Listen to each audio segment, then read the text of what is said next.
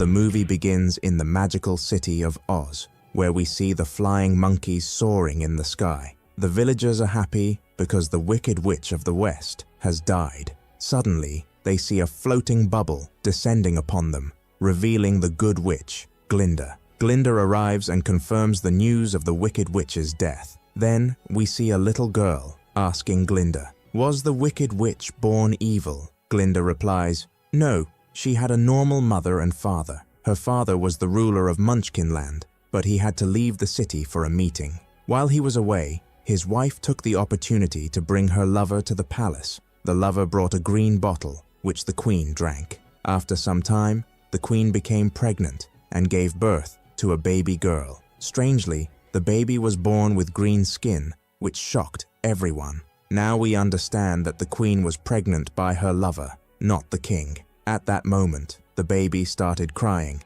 and all the objects in the room rose to the ceiling. The ruler became furious and ordered the bear, Dillamond, to take the baby away. The bear obeyed and took her, raising her himself and naming her Elphaba. Later, the queen gave birth to another daughter, Nessarose, who had normal skin because she was the king's legitimate daughter. Now we see that the ruler favored Nessarose over Elphaba. Nessarose was also born disabled. Despite the ruler's favoritism, Elphaba loved and cared for her sister. She would always tell Nessarose about the great Wizard of Oz, who lived in the Emerald City. One day, young boys started bullying Elphaba. She became angry, and strangely, when she got angry, the stones on the ground began to move. Nessarose got scared and started crying. When the king arrived, he was upset by Elphaba's presence and told her, "Because of you, your sister is scared and crying."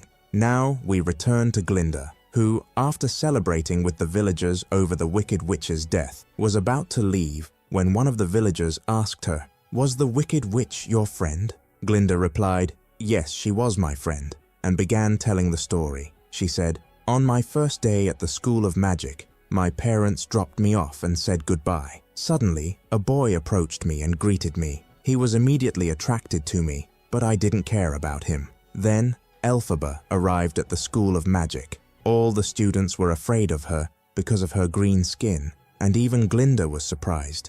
Elphaba asked her, "Is my hair messy?" Glinda replied, "What hair? You're green and you look scary." Elphaba said, "Before you bully me and say the same things I've heard all my life, you should know that I'm not sick. I don't eat herbs, and I was simply born green." But the students remained afraid of her and never approached her, except for Glinda. Glinda saw an opportunity and said, "I will study magic so I can help you change your skin color." After that, all the students liked Glinda because she was trying to help others. Elphaba then said, "You want to help someone, but you haven't even learned magic yet." Later, Elphaba's father arrived with Nessarose and told Elphaba, "Stop embarrassing me in front of people." He then gave Nessarose a gift, her mother's diamond-encrusted shoes. Nessarose was overjoyed and thanked him. He then told Elphaba to take care of her sister. Shortly after, Madame Morrible,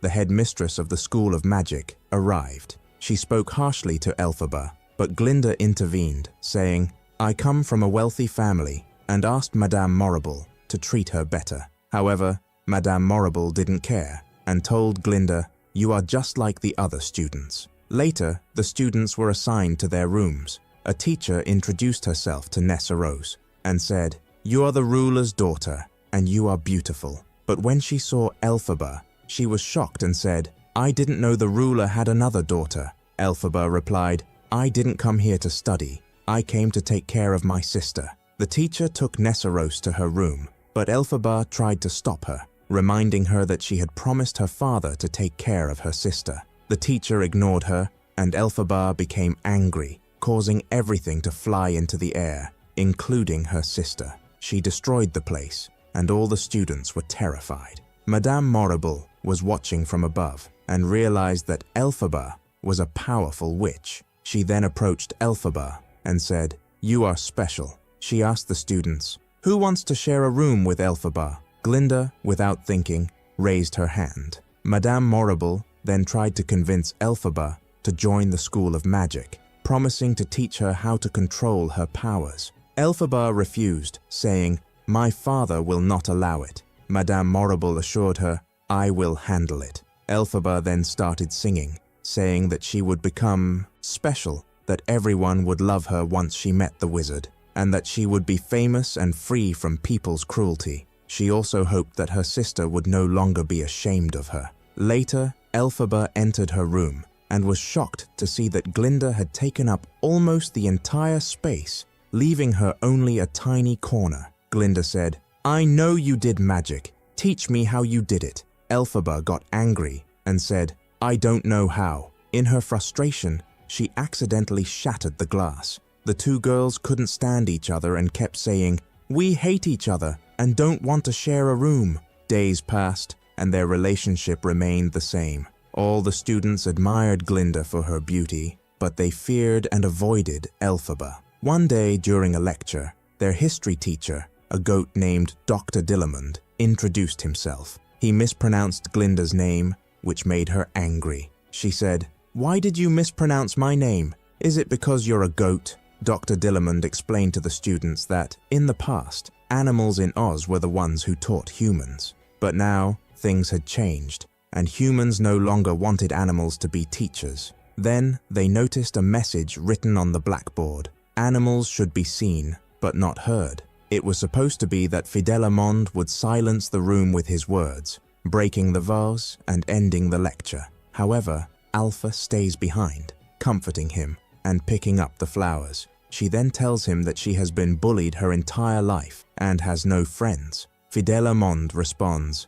"From today, I will be your friend." Afterward, Alpha goes to Mora and Beale, where she tries to help her control her magic. Mora Beale tells her to focus on the coin and try to move it, but Alpha fails to control her magic. Mora Beale attempts to provoke her by reminding her of what happened with Fidelamond. Alpha gets upset and says, "What happened shouldn't have happened." She then mentions, "I felt the same feeling as the goat," but Mora Beale doesn't care about her words, focusing only on the magic. Mora Beale then says that soon she will meet the wizard. Later, Alpha goes down and sees the goat walking, looking sad. Alpha follows him and overhears him talking to the other animals about a second incident that occurred. He explains how humans always blame the animals, forcing them to leave their burdens behind. The goat mentions that the cow urgently wants to meet her. When he went to meet her, he found that she had disappeared. Since then, she vanished just like the other animals that have been disappearing. The goat also reveals that humans prevented the bull from studying, causing him to lose his ability to speak. Not just the bull, but also the owl and other animals. Alpha becomes angry and suddenly has a vision of the goat being imprisoned. When she moves, the animals sense her presence. The goat appears and invites her to drink tea with him. Alpha says that what is happening to the animals should not be ignored, and that someone must inform the wizard. Fidelamond warns her not to involve herself in such matters, but Alpha returns to her room. On her way, she bumps into a young man riding a horse. Alpha gets angry at him, and the young man is surprised to see a girl walking alone in the dark forest. Strangely, he doesn't seem surprised by her skin color. When he offers to escort her, Alpha refuses. The young man tells his horse, "This is the first time a girl has rejected me."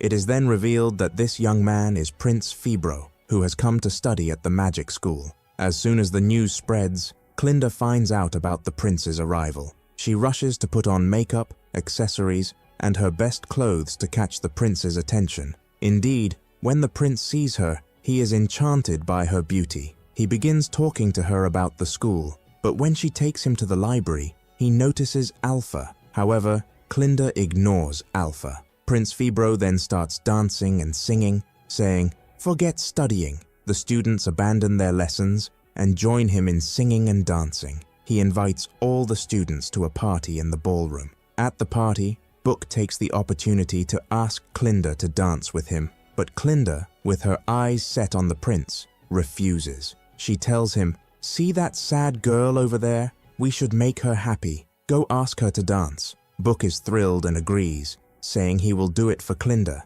He approaches Nisa Rose and tells her, "Glinda asked me to dance with you. Nisa Rose is overjoyed and tells her sister, "We misunderstood Glinda. She has a kind heart because, thanks to her, Book invited me to the party." Later, Glinda wears her best dress, with her friends helping her get ready. When they see the hat, Glinda says her grandmother always gave her trivial things, and that she plans to give the hat to the person she dislikes the most. Her friend suggests that it should go to Alpha. At first, Glinda is hesitant, saying she doesn't dislike Alpha that much. However, when Alpha enters the room and thanks her for helping Nisa Rose, Glinda tells her to join them at the party. She gives Alpha the hat, insisting she wear it immediately. At the ballroom, the students laugh at Alpha's strange outfit and hat. They mock her, but Alpha ignores them and dances in her own unique way. Nisa Rose feels embarrassed for her sister, while Glinda becomes frustrated and decides to join Alpha on the dance floor. The students are surprised by Glinda's actions, and even Alpha thinks Glinda is mocking her. Alpha starts crying, but Glinda approaches her, wipes her tears, and hugs her. This marks the beginning of their friendship. When they return to their room, Glinda suggests playing a truth game where each shares a secret. Glinda confesses that she loves Prince Fibro and wants to marry him. Alpha reveals that her father always blames her for her sister, Nisa Rose's disability. Glinda is shocked and asks why. Alpha explains that when her mother was pregnant with Nisa Rose, her father forced her to eat milk flowers to prevent her sister from being born green. This made Alpha feel guilty toward her sister. She also shares that her mother died because of this, and Glinda reassures her that it wasn't her fault. Glinda then notices a green bottle under Alpha's pillow and asks about it. Alpha explains that it is a keepsake from her mother. Glinda decides to teach Alpha how to become a beautiful girl, how to interact with people, and how to make them like her. She tries to use a magic wand to change Alpha's clothes, but fails. Instead, she places a flower in Alpha's hair and tells her she is beautiful. Yeah. Alpha blushes, hearing such words for the first time. Prince Fibro sees Alpha mimicking Glinda's movements and hair flips. He tells her, "You are beautiful and unique. You don't need to imitate anyone." Soon after, it's time for the lecture. The goat Fidelimond announces that today will be his last day at the school. When the students ask why, the police enter and take the goat away in front of everyone. Alpha becomes upset and tries to follow, but she is stopped. The teacher tells her to stay in her seat. Shortly afterward, the history teacher arrives, but this time, he is a human. He brings a lion cub locked in a cage. He tells them, "This is the real place for animals." But Alpha was the only one sitting and feeling upset. She remembered the vision she had seen when the goat was imprisoned, so she got angry and said, "I must do something." Suddenly, she hit the vase, or all the flowers flew away. Also, all the students fell asleep, even the new teacher. Strangely, Vibro was the only one unaffected. They went to rescue the cub, and Alpha quickly followed them to the forest. When Morabel came, she realized what had happened was because of Alpha. She became happy and sent a message to the wizard. But Vibro and Alpha, when they freed the cub, Vibro felt a strange sensation toward Alpha. We know she admired him, but also knew he would never care for her or think about her in that way. When he left her, Alpha told herself, "He will never care for me. I am not the beautiful Glinda of the magical city." Here she saw him standing with Glinda, but we know his mind was on Alpha. He didn't understand this feeling he had toward Alpha. The next morning, she received an invitation from the Wizard of Oz, asking her to visit the Emerald City. She was very happy because her dream had come true. Glinda was also happy for Alpha. Then the green train arrived to take Alpha to the Emerald City. At this moment, Prince Vibro came to bid her farewell and said, "I haven't forgotten what happened between us in the forest, and what I felt was real." Glinda sensed there was something between them and became upset because she loved Vibro. Because of this, Alpha felt regret. She told Glinda, "Come with me to the Emerald City." Indeed, they boarded the train and went to the Emerald City. They were amazed when they saw the buildings were all green, and even the people were all dressed in green. Then they arrived at Oz's palace and presented the wizard's invitation to the guard, who told them the wizard was waiting for them. They entered the palace and walked past the monkey guards. When they entered, they saw the wizard. Alpha heard his voice and became scared. At that moment, he asked them, "Why did you come here?" Alpha replied, "I am Alpha." Suddenly, the terrifying voice came closer, and he revealed himself from behind the mask. He said, "I am happy to see you," and kept laughing and praising her. At that moment, he showed them the future city of Oz and a small doll that looked like her. He said, "One day, you will be the most powerful witch on Earth." Then Morabel arrived and greeted them, surprised to see Glinda. At that moment, the monkey removed the cloth from the magic book, which was not supposed to be read by just anyone. The wizard told her that reading an important spell was very difficult, and that he wouldn't force her to do it. He knew the day had been exhausting for her. He kept talking until Alpha said, "I will try." They were surprised when the book opened on its own for her. Alpha saw the monkey leader standing silently and upset. She looked at the book, which opened to a specific spell. Morabel said she could only read 2 words from the spell, but Alpha read it all. Suddenly, the monkey began to scream, fell to the ground, and started to grow wings and feathers. Here,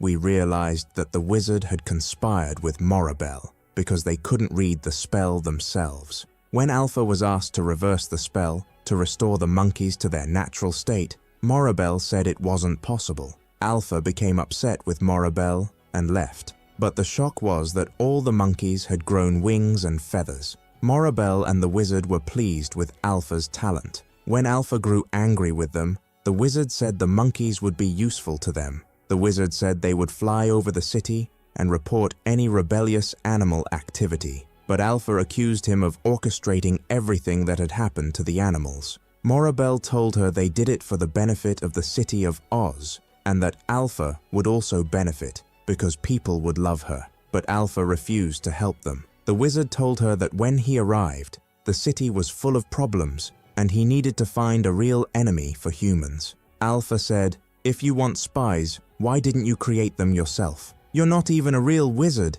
If you were, you could have done this yourself." She grabbed the book and told him to read it. She was shocked to find out he wasn't a wizard at all and knew nothing about magic. She took the book and fled. Morabel told Glinda that if she wanted to achieve her dreams, she should go after her and bring her back. Then Morabel spoke to the monkeys and told them that Alpha, the green girl, was the reason they grew wings. She ordered them to capture her and bring her back. The wizard went to his mask, altered his frightening voice, and ordered the guards to capture Alpha. They began to surround the entire place. Unfortunately, she couldn't escape the palace, but she took Glinda and hid her in another room, locking the door. When Glinda tried to convince her, Alpha wasn't persuaded. They heard Morabel speaking about Alpha through the microphone, calling her the wicked witch who wanted to harm humans and animals. The entire city learned of her description. Glinda told her this was her chance,